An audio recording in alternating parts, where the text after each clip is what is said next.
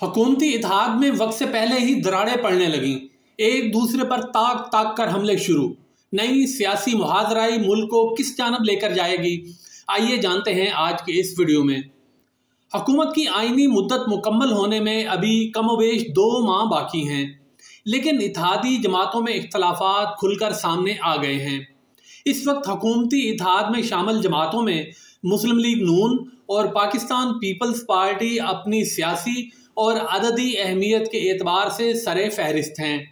अगरचे PDM के क़याम के कुछ अरसा बाद ही पीपल्स पार्टी अलग हो गई थी, लेकिन इसके बाद तहरीक अदम एतमाद, इत्तेहादी हुकूमत का क़याम और इसके तहत पॉलिसी साजी और फैसलों में पीपल्स पार्टी भरपूर तरीके से शामिल रही हैं।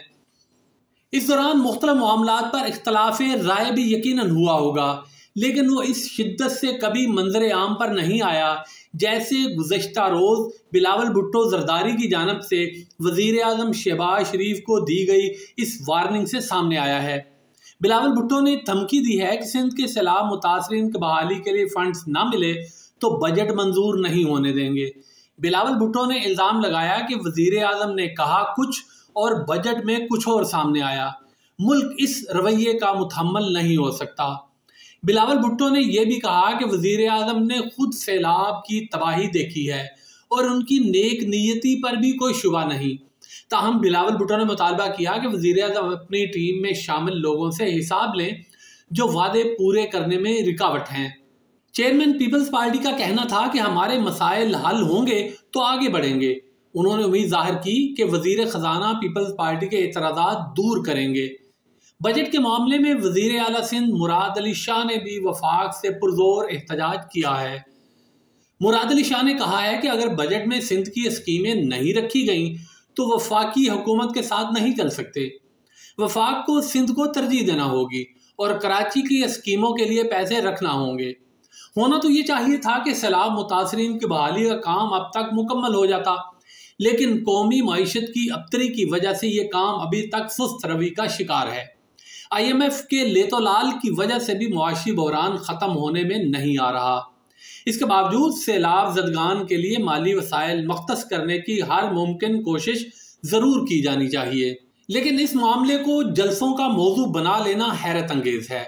जमहूरियत में इख्तलाफात अगरचे मामूल का हिस्सा होते हैं, लेकिन मुल्क की मौजूदा सूरत हाल में बेहतर होता कि हुक्मरान इत्तेहाद की दूसरी बड़ी जमात वज़ीर आज़म और उनकी मुआशी टीम से बराह रास्त बातचीत करके ये मसला हल करा लेती। पीपल्स पार्टी के बयानात से ये तासर मिलता है कि ये लबो लहजा गालिबन सियासी मसलहतों का नतीजा है। पीपल्स पार्टी के रहनुमाओं ने यह तासर भी दिया कि शायद मुस्लिम लीग नून इलेक्शन कराने से ग्रेज़ा है। दूसरी जानब आसार भी यही बता रहे हैं कि हुक्मरान इत्तेहाद में शामिल जमातें आम इंतखाबात में अलग अलग इलेक्शन लड़ेंगी। मुल्क व कौम के साथ इखलास का तकाजा तो ये है कि ये जमातें एक दूसरे के खिलाफ इल्ज़ामात की बजाय मुहज़्ज़ब जमहूरी ममालिक की तरह इंतखाबात लड़ें। सियासी जमातों को इंतखाबात अपनी हुकूमतों की मुख्तलिफ अदवार की कारकर्दगी और इंतखाबी मंशूरों की बुनियाद पर लड़ना चाहिए।